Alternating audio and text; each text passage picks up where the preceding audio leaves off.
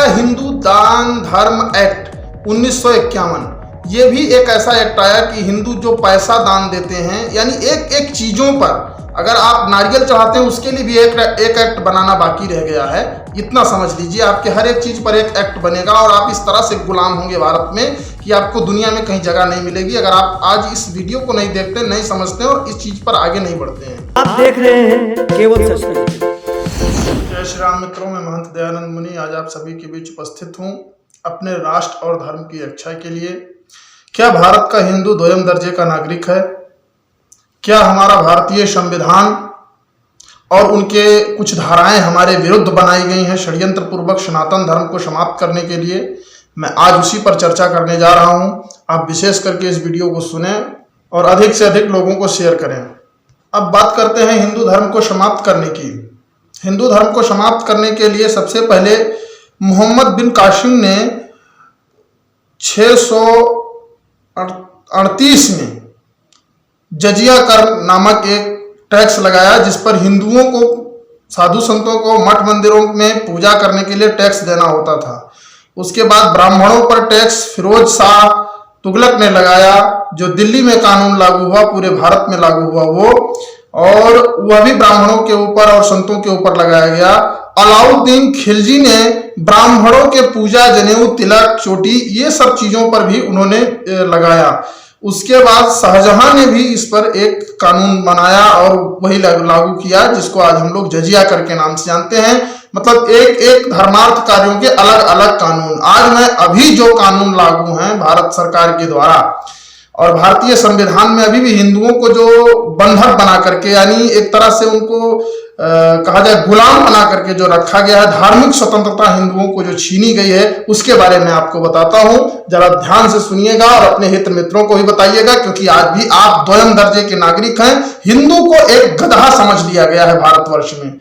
भारतीय हिंदुओं को एक गधा के रूप में देखा जाता है। उनके ऊपर जो मर्जी जो कानून लाद दो वो सहेंगे और बड़े खुशी से सहेंगे, क्योंकि इनको आपस में लड़ने से फुर्सत नहीं है, आपस में झगड़ने से फुर्सत नहीं है, आत्मचिंतन करने की फुर्सत नहीं है, अपने धर्म ग्रंथों के कानून को, संविधान को स्वयं लागू करने की आवश्यकता नहीं समझते हैं। जैसा कि अभी मेरे सामने उदासीन संप्रदाय का संविधान है, इनके संविधान से अलग होकर के, इन संविधान को कभी चैलेंज नहीं करना चाहते, इसके आधार पर लड़ना नहीं चाहते। आज उसके बारे में आपको विशेष जानकारी दूंगा, जिसके कारण भारत के हिंदू गुलाम।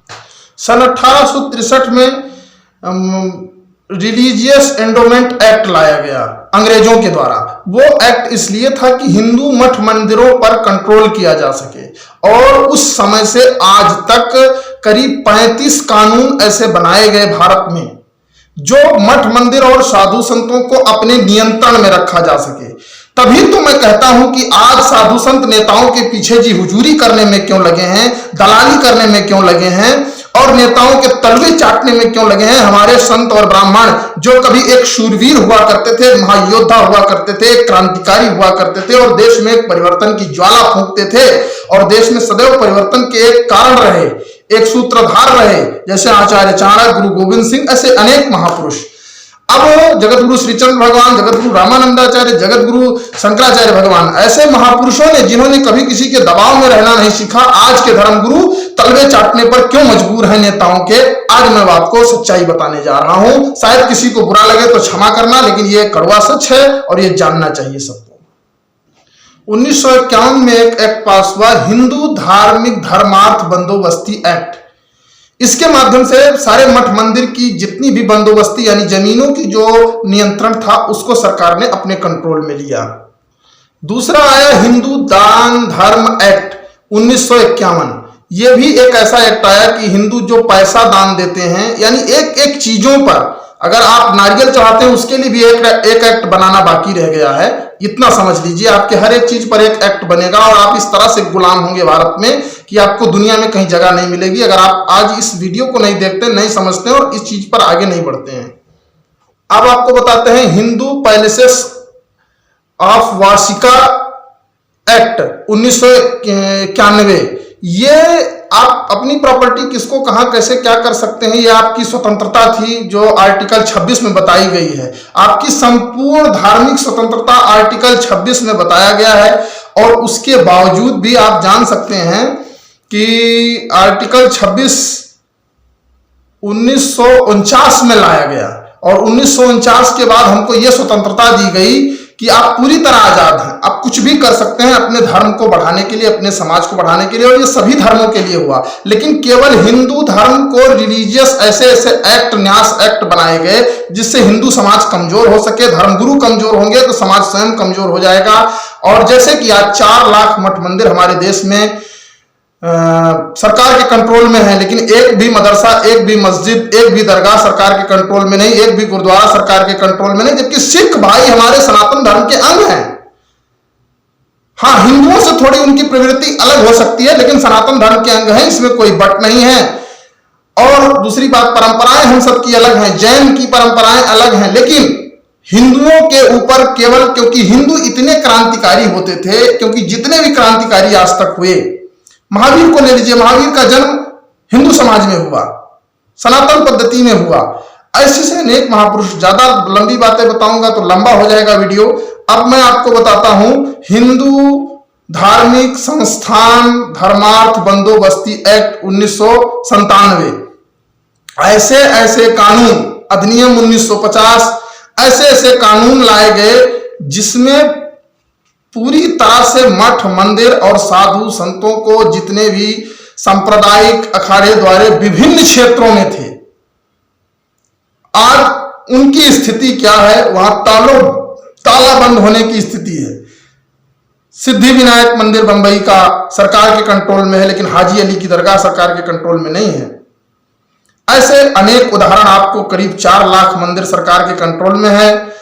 4600 मठ मंदिर बिहार के सरकार के कंट्रोल में है, लेकिन कुछ राज्यों में सरकार के कंट्रोल में अदृश्य रूप से नहीं है, कुछ दृश्य रूप से है, कुछ अदृश्य रूप से है, लेकिन सरकार का कंट्रोल है। अब आप एक अंतिम समय में आपको वीडियो, क्योंकि 5 मिनट से अधिक का अच्छा नहीं होता है और लोग देखना नहीं पसंद करते हैं, लेकिन मैं आपको बताता हूं कि अगर हम लोग आज अपने मठ मंदिरों की स्वतंत्रता के लिए नहीं लड़े, तो अगर जो लोग देश में अपने ही इस राज्य में वो द्वयम दर्जे का बना हुआ है, उसकी अपनी धार्मिक मौलिक अधिकार जो हमारे संविधान ने, डॉक्टर भीमराव अंबेडकर जी ने जो हमको दिया है, उसको हम पालन नहीं कर पा रहे हैं। आज दिल्ली का कालका जी मंदिर किसी विवाद के कारण कोर्ट में गया, और कोर्ट में जाने के बाद वहां कोर्ट ने सरकार के अंडर में नहीं दिया, उसने खुद अपने अंडर में ले लिया। एक ऐसा सिस्टम बनाया उसने, एक मजनून तैयार किया कि उसने अपने ही रिटायर्ड जज को वहां का मालिक बना दिया, और वहां से लाखों रुपए वो तनख्वाह लेते हैं, उनकी सारी सुविधाएं लेते हैं। ऐसे ही हमारे बिहार में अखिलेश कुमार जैन हैं, जो कि एक जैन समुदाय के व्यक्ति हैं, लेकिन फिर भी हमारे हिंदू मठ मंदिरों, जिनकी परंपराएं वो नहीं जानते, जबकि उनको जैन बोर्ड का अध्यक्ष होना चाहिए था, उसके बारे में वो अच्छे से जानते हैं, लेकिन हिंदू के बारे में बना दिया गया। क्योंकि ऐसे बनाने से क्या हुआ, क्योंकि उनको इसलिए, और हमारे कुछ ऐसे अखाड़े के कुर्त लोग हैं कि जो उनके शरण में जाके मत्था भी टेकते हैं और उनको लिखित देते हैं कि हाँ, हमारे मठ मंदिरों को आप कंट्रोल में ले लीजिए, बहुत अच्छा है, और सारे मठ मंदिर की जमीन को बेच दीजिए। ये दुर्भाग्य का विषय है, और ये हमारे सनातन धर्म की विनाश की दशा है। अब आप जान लीजिए कि जितने भी मठ मंदिर सरकार के कंट्रोल में है, इसके लिए एक बहुत बड़ा आंदोलन करना चाहिए और इनको मुक्त करना चाहिए। जब तक हमारे संत, हमारे धर्मगुरु चोरी करते रहेंगे, चोरी नहीं तो क्या है, कहीं भी ट्रस्ट एक्ट में ऐसा संविधान में नहीं है कि आप किसी को दक्षिणा बांट सकते हैं। कोई भी लॉ में ऐसा नहीं है कि आप मठ की संपत्ति को वितरित कर सकते हैं, यानी दान दे सकते हैं, तो आप उसको चोरी से ही करते हैं।